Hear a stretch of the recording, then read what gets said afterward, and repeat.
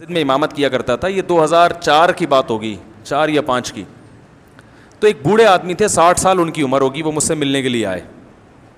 اچھا, میں اس وقت اپنی 4 شادیوں پہ کتاب لکھ رہا تھا, اور میں کہہ رہا تھا یہ ایک نکاح کی کثرت کا ایک نقصان یہ ہوا ہے کہ جہیز کی رسم بہت تیزی سے, سپلائی اور ڈیمانڈ ہے نا, سپلائی زیادہ ڈیمانڈ کم, تو عورت کی ویلیو گر گئی. جب ویلیو گر گئی تو انعامی اسکیمیں نکالنی پڑتی ہیں. پھر جیسے پیپسی کی بوتلیں زیادہ ہو جائیں, خریدنے والے کم ہو, تو پیپسی والے کہتے ہیں 4 بوتلوں پہ 1 فری.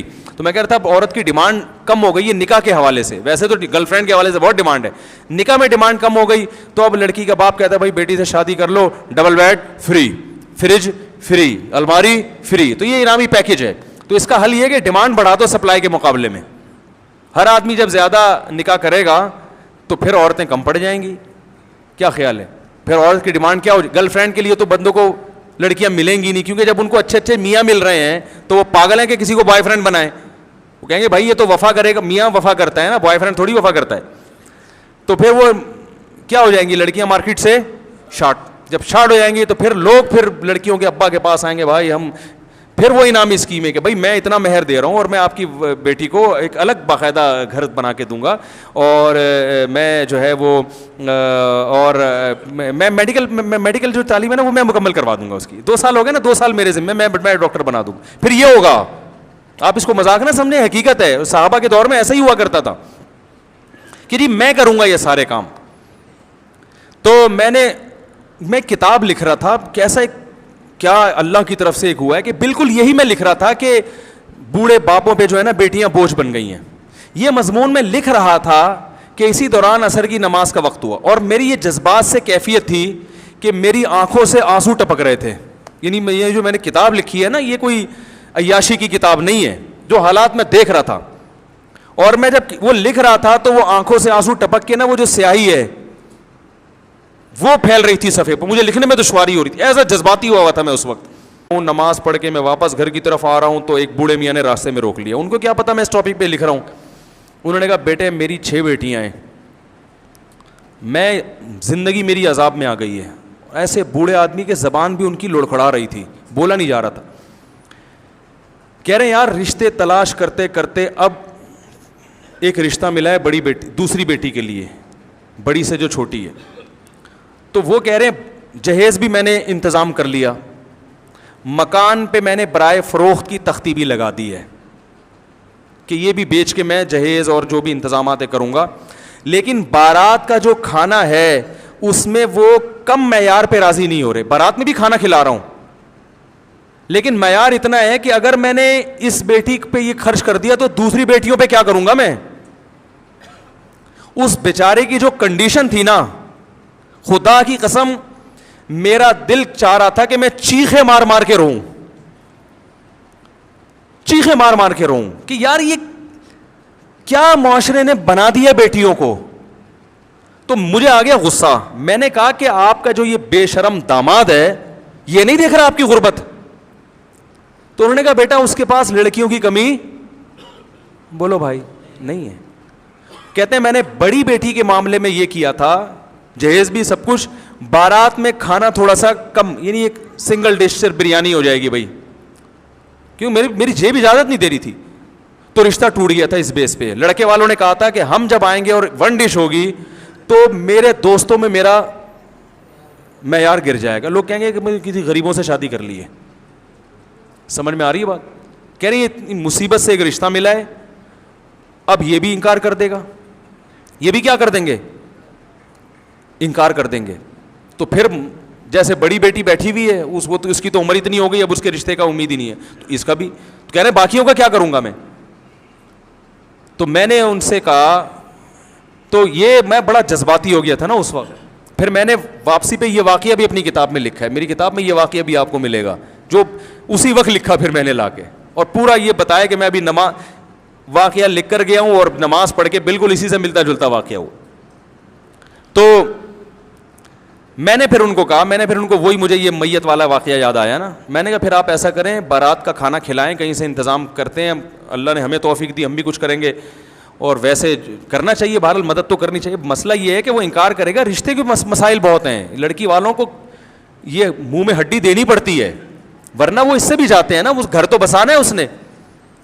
تو مجھے وہ کہنے لگے کہ کیا کروں. میں نے کہا پھر آپ ایسا کریں, میں ایک دم جذباتی ہو گیا, میں نے کہا آپ ایسا کریں, رشتے کا انکار تو آپ نہ کریں, کیونکہ یہ جیسا بھی ہے نہ ہونے سے بہرحال بہتر ہے, ورنہ بیٹی کو کہاں لے کے جائیں گے, وہ تو پھر خراب ہو جائے گی معاملہ اس کا. اور آپ کی عمر 60-62 سال عمر ہے, تو اللہ نہ کرے کل موت واقع ہو جاتی ہے تو 6 بیٹیاں بیچاری کیا کریں گی.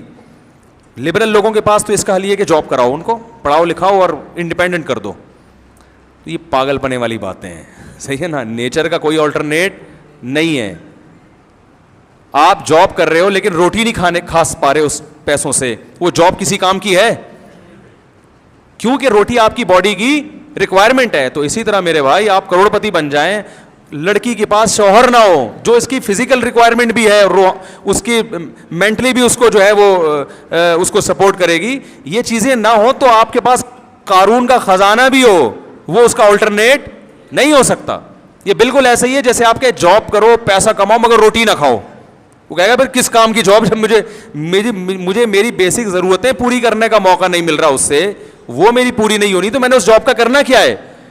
میرے پاس کتنی خواتین ملاقات کے لیے آتی ہیں, ٹھیک ٹھاک پیسہ کما رہی ہیں, شادی نہ ہونے کی وجہ سے ڈپریشن میں چلی گئی. پیسہ بہت ہے, جاب کر رہی ہیں, وہ بھی انڈیپینڈنٹ ہیں. اور ایسی درجنوں خواتین ہیں جو جاب بالکل بھی نہیں کر رہی ہیں, ایک ڈھنگ کا میاں مل گیا, بہت ہنسی خوشی زندگی گزار رہی ہیں, آتا کخ بھی نہیں, نہ ایجوکیشن ہے ان کے پاس, نہ پیسہ ہے ان کے پاس, میاں اچھا مل گیا ان کو, اولاد ہو گئی, بہت عیاشی میں زندگی گزر رہی ہے ان کی. تو اس سے وہ لڑکی اچھی ہے کہ نہیں ہے, کہ جو کچھ بھی نہیں آتا تھا اس کو میاں اچھا مل گیا. تو اس لیے عورت کی پہلی ضرورت ہے اس کے لیے اچھے میوں کا انتظام کرو, صحیح ہے نا, باقی چیزیں بعد میں ہیں. تو خیر جلدی سے بات مکمل کر کے بیان ختم کرتا ہوں. تو میں نے پھر بوڑھے بزرگ سے کہا, میں نے کہا دیکھیں آپ ایسا کریں, پھر مجھے یہ میت والا واقعہ یاد آ گیا. میں نے کہا آپ انتظام کریں, آپ ایک بہترین سا جتنی ڈشیں وہ کہہ رہے کم وقت منوس معذرت اتنی ڈشیں آپ بنوائیں, اور آپ یہ کریں کہ اول تو بارات اسلام میں ہے ہی نہیں نا, بارات کا کھانا ہی نہیں ہے. نبی صلی اللہ علیہ وسلم نے تو 4 بیٹیوں کی شادی کی, ایک کھجور کا دانہ بھی کسی کو نہیں کھلایا. اپنی جتنی شادیاں کی ہیں ولیمہ کیا ہے. تو اسلام میں شادی کا کھانا بھی کون کرتا ہے؟ لڑکا کرتا ہے, مرد کے ذمہ ہے, ولیمہ ہے. بارات کا لفظ ہی نہیں ہے اسلام میں, بلکہ نکاح کی محفل میں چند لوگ آ جائیں اور وہ نکاح کے بعد وہیں سے پتلی گلی سے نکل جائیں, اگلے دن سارے لڑکے کے گھر پہنچ جائیں, وہاں بارات لے کے جائیں, پوری 4 W11 لے کے جائیں آپ وہاں پہ. مرد کا ہے خرچہ, بیٹی پہ خرچہ نہیں ہے نا, باپ پہ خرچہ ہے. لیکن اب وہ نہیں کرتے تو رشتہ ٹوٹتا. پھر کہتے ہیں اگر اسی طرح چلی گئی تو ساری زندگی تانے دے کے مار دیں گے, تیرے باپ نے کھلایا کیا ہمیں. وہ پھر سسرال میں بچی پہ ظلم ہوتا ہے. تو میں نے کہا پھر آپ ایسا کریں, آپ تمبو شمبو کا انتظام کریں, اور پھر وہاں بہترین کھانا وانا پکوائیں, قرضے لے کے مکان بیچ کے, اور جب کھانا شروع ہونے والا ہو, صحیح ہے نا, جیسے ہی لوگوں کے منہ میں نوالا, اور آپ کے جو ہونے والا داماد ہے اس کے منہ میں جیسے ہی وہ لقمہ جانے لگے, آپ ایک دم کیا کریں, اسٹاپ, لوگوں تھوڑی دیر کے لیے رک جاؤ. لوگ بولیں گے کیا ہو گیا بھائی, مسئلہ کیا ہے, کوئی کھانے میں خدا نخواستہ زہر ملا دیا ہے, کیا ہو گیا ہے. تو آپ بتائیں بھائی مسئلہ یہ ہے کہ ہمارے نبی سے زیادہ سخی دنیا میں کوئی نہیں ہو سکتا. انہوں نے تو 4 بیٹیوں کی شادی کی, ایک کھجور کا دانہ بھی نہیں کھلایا. یہ تو ہندوؤں سے بارات کی رسم آئی ہے, ہم تو مسلمان ہیں.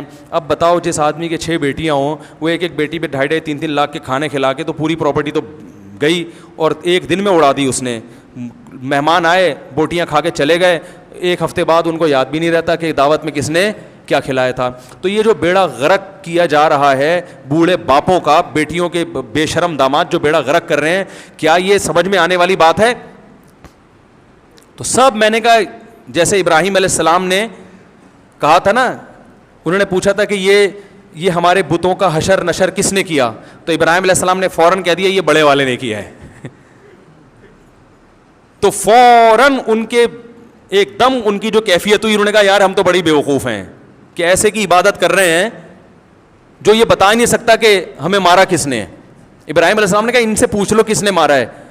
تو ان کے دل میں آیا اُفِّل لکم, یعنی ان کے دل میں فوراً کیا آیا کہ قرآن کہتا ہے ان کے دل میں فوراً احساس ندامت ہوا کہ یار یہ تو یعنی ہم ایسوں کی عبادت کر رہے ہیں جو اپنے قاتل کا پتہ نہیں بتا سکتے کہ ہمیں کس نے مارا, کس نے ہمارے ساتھ یہ ظلم کیا, جو یہ نہیں کر سکتا ہماری مدد کہاں سے کرے گا. تو میں نے کہا جب آپ ان کو بولیں گے کہ بھائی یہ جو میں نے سارا انتظام کیا ہے قرضے لے لے کے کیا ہے, اور کل تمہارے بھی بیٹیاں ہوں گی, اور یہ اگر بچیوں کے باپوں پہ یہ تم ظلم کرو گے تو بتاؤ کیا یہ ظلم کی شریعت اجازت دیتی ہے؟ جس رسول کا تم کلمہ پڑھتے ہو انہوں نے اجازت دی ہے, یا یہ کوئی عقل میں آتا ہے؟ یہ غیرت کے خلاف ہے یا نہیں ہے؟ تو میں نے کہا ایک دم سب کے منہ سے نکلے گا یقیناً. پھر بولے چلے پھر بسم اللہ کریں کھائیں. انہوں نے کہا بیٹا یار کیسے مشورے دے رہے ہو. میں نے کہا اچھا چلو اتنی ہمت نہیں ہے تو ایک بورڈ لگا دیں, بارات کا کھانا جب کھلائیں نا تو ایک کیا لگا دیں, ایک بورڈ, اس پہ لکھ دیں کہ یہ کھانا اسلام میں نہیں ہے. علماء سے ہم نے سنا یہ غلط ہے اور یہ بچیوں کے باپوں پہ بوجھ ہے, تو میں تو مجبوری میں کھلا رہا ہوں اپنی بچی کے تحفظ کے لیے, مجبور ہوں کہ سسرال میں اس پہ ظلم نہ ہو, ورنہ یہ اسلام میں پسندیدہ نہیں ہے. اتنا بورڈ لگا دیں, کچھ تو تھوڑی سی تو شرم آئے گی کم وقت کو کھاتے ہوئے. ارے اتنے لاکھوں روپے خرچ کر رہے ہو تو اس کا اتنا معاوضہ تو لو کہ اس کو شرم تو آئے نا. تو انہوں نے یہ مجھ سے وعدہ کیا کہ میں کچھ تھوڑا بہت, زیادہ تو کہہ رہے ہیں گاڑا نہیں کہ پھڈا نہ ہو جائے, تھوڑا سا لکھ کے انشاءاللہ لگاؤں گا. لیکن میں نے ایک دفعہ بیان میں پھڈا کروایا ہے. ایک دفعہ کہیں ہم بیٹھے ہوئے تھے, میں نے نکاح پڑھانا تو میں نے اسی وقت جہیز کے خلاف بیان شروع کر دیا, اور وہ دبا کے جہیز لے رہے تھے لڑکے والے. نکاح مجھ سے پڑھوانا تھا, ہم نے جہیز کے خلاف بول دیا. وہ لڑکے والے ایک ایک کر کے کھڑے ہو رہے ہیں, آپ کو ہم نے نکاح پڑھانے کے لیے بلایا ہے, تقریریں کرنے کے لیے نہیں بلایا. تو میں نے کہا یہ ان سے پوچھ لو, انہوں نے مجھے خود کہا تھا کہ تقریر بھی کرنی ہے. انہوں نے خود بولا. تو انہوں نے کہا پھر یہ کیسی باتیں کر رہے ہیں, آپ اپنا نکاح کے فضائل بیان کریں. میں نے کہا فضائل کی آپ کو ضرورت نہیں ہے, وہ پتہ ہے تبھی تو نکاح کیا ہے نا. اس طرح کی مجھے پوری ورڈنگ تو یاد نہیں ہے اپنی. تو میں نے کہا بس تمہیں مولوی اتنا اچھا لگتا ہے کہ جو جنازہ پڑھائے ہیں, بچے کے کان میں اذان دے اور دم درود کر لے, گھٹنے میں درد ہے, میری کھوپڑی میں درد ہو رہا ہے, میری ناک میں درد ہو رہا ہے, تھوڑا سا فاتحہ پڑھ کے پھونک لگا دے, اور تھوڑا سا جو ہے وہ تعویذ شاویز کا کچھ لکھ کے دے دے, گنجے کے سر پہ ہاتھ پھیر دے کہ شاید اللہ بال نکال دے اس کے, ہے بھائی. باقی تمہیں تو بھائی یہ چیز تمہیں قیامت, یہ اسلام تمہیں قیامت میں اللہ کے عذاب سے نہیں بچائے گا. سمجھ رہے ہو نا. تو اللہ تعالیٰ ہدایت. آپ بھی جب بارات کا, بچیوں کی بارات میں مجبوری میں کھانا کھلائے کریں نا, تو ایک دفعہ میرے اس بیان کی ریکارڈنگ کم از کم سے چلا دیں, یہ والا واقعہ کھاتے ہوئے ہیں. جب وہ کھا رہے ہو نا تو کہیں یہ غیرت کے خلاف ہے بارات کی بوٹیاں. اچھا ایک بات یاد رکھو, فقہا نے بیان کیا ہے کہ جس کو ظلم کا خطرہ ہو اس کے لیے رشوت دینا جائز ہے, کیونکہ آپ نہیں دیں گے تو ظلم کرے گا نا, تو لینا تو حرام ہے, دینا جائز ہے. تو اس لیے پہ بارات کا کھانا بھی ہے. اگر آپ کو یہ خطرہ ہے کہ بچی, کیونکہ سب نے یہ تقریریں نہیں سنی ہوئی ہوتی, اور سنی ہوئی بھی سب نے ہوتی ہیں تو سمجھ میں نہیں آتی, اور سمجھ میں آ بھی جائیں تو سب اتنے نیک نہیں ہوتے کہ عمل بھی کریں. تو پھر یہ باپوں کی مجبوری بن چکی ہے کہ بچیوں کو رخصت کرتے ہیں تو وہ بارات یہ ٹوپی ڈرامے کرنے پڑتے ہیں. تو اگر خدا نہ خواستہ اتنا ڈر ہے کہ رشتہ ہی ٹوٹ جائے گا, بچی کا گھر ہی اجڑ جائے گا, تو پھر آپ بھی کھلا دیا کریں اس نیت سے کہ منہ میں ہڈی دے دینی چاہیے, ٹھیک ہے نا. کوئی زیادہ بھونک رہا ہو نا تو بھائی ایک تھوڑی سی بوٹی ڈال دو کہ چپ ہو جائے گا, جان چھوڑا ہماری. تو اس نیت سے کہ ہڈی. اور پھر لڑکی کے قریبی رشتہ دار جو جن کے نہ جانے سے بھی فساد کا خطرہ ہے, وہ پھر بارات میں جا بھی سکتے ہیں. بھائی لڑکی کے اب بارات کا بائیکاٹ کر کے, بھائی بارات کا بائیکاٹ کر کے بیٹھ گیا, بہن کی شادی ہے وہ بھائی نہیں جا رہا, تو پھر لڑکے والے بعض دفعہ وہ ان کو یہ تھوڑی سمجھ میں آتا ہے کہ وہ کہتے ہیں شاید ان کے تعلقات ٹھیک نہیں ہے اس کا. پھر تو ایسے موقع پر ہم لڑکی کے بھائیوں کو بھی گنجائش دیں, تمہاری بہن کی شادی ہے, تم تو مجبوراً جاؤ یار, مجبوری ہے نا. وہ پھر بڑا برا اثر پڑتا ہے سامنے والوں پر.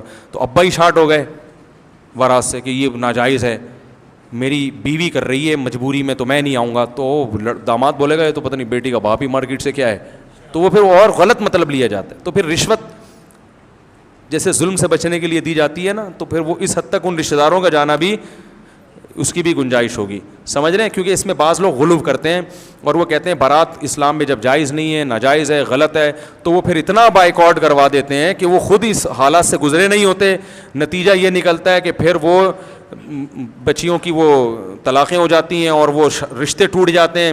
پھر وہ جو ایک مصیبت سے گزرتی ہیں ان پھر دین سے دور ہو جاتی ہیں وہ. تو اس لیے بیلنس, ہر رسم کا بائیکاٹ بھی اتنا کرو جتنا تپڑ ہے, ٹھیک ہے نا. بسوں کے پیچھے لکھا ہوتا ہے نا تپڑ ہے تو پاس کرو ورنہ برداشت کرو. بعض دفعہ ہم جا رہے ہوتے ہیں گاڑی میں, پیچھے آگے ٹرک ہوتا ہے, وہ سالہ نہ ادھر جا رہا ہے نہ ادھر جا رہا ہے, تو وہ اتنی مصیبت ہوتی ہے کہ اس کو ہم وہ اوورٹیک بھی نہیں کر سکتے. تو اس کے پیچھے جب یہ پڑھتے ہیں نا تپڑ ہے تو پاس کر, ورنہ تیرے پاس برداشت کے علاوہ کوئی آپشن نہیں ہے. تو بڑی تسلی ہو جاتی ہے, بھائی ہم کیا کر سکتے ہیں, ہم نیچے سے تو نکل نہیں سکتے اس کے, تو ہم آرام سے جا رہے ہوتے. تو یہ ہر ٹرک کے پیچھے لکھنا چاہیے. اس سے پیچھے والے کو کیا ہوتی ہے, تسلی ہوتی ہے, بھائی اس کو پاس نہیں کر سکتے. اب وہ جتنی اسپیڈ سے یہ جائے گا, اب آپ بھی اتنی اسپیڈ سے ہی سفر کرو. کہیں ڈبل روڈ ہو گیا تو نکال لینا, ورنہ ایسے ہی پشاور تک آپ کو اب ایسے ہی سفر کرنا ہے. ٹھیک ہے, تو اپنی استطاعت کے مطابق ان رسومات کے خلاف جہاد کریں. زیادہ اتنا فنٹر نہ بنے کہ, لیکن جو لڑکے ہیں نا نوجوان, وہ یہ بائیکاٹ کر سکتا ہے. بولے بھائی میں اپنی شادی میں بارات, بولو بھائی نہیں رکھوں گا, وہ یہ بائیکاٹ کرے. لیکن اس کی لڑکی والے اگر کر رہے ہیں تو دولہا ہے تو پھر چلا جائے, وہ کہے میں بارات میں نہیں آؤں. تیری بارات ہو رہی ہے, تو ہی نہیں آئے گا. میں اس لیے کہہ رہا ہوں کہ وہ جونپور کے قاضی نہ بن جائیں, کہیں مسالہ زیادہ لگ جاتا ہے نا. بعض دفعہ میرا بیان سن کے دولہا کہہ رہا ہے میں بارات میں نہیں جاؤں گا. میں کہتا ہوں کہ بھائی ان کو اس پر تو فورس کرو کہ بارات ہوگی نہیں, لیکن اگر وہ پھر بھی کر رہے ہیں تو پھر نہیں مان رہے تو پھر جانا تو پڑے گا نا. آپ کی شادی آپ ہی اسٹارٹ ہو بھائی, تو وہ پھر مجبوری ہے. تو وہ اس لیے کوئی بھی عمل کرنے سے پہلے نا علماء سے پوچھ لیا کریں کہ اس پر مسئلہ تو یہی ہے لیکن اس پر عمل کیسے کرنا ہے. اللہ تعالیٰ سمجھنے کی عمل کی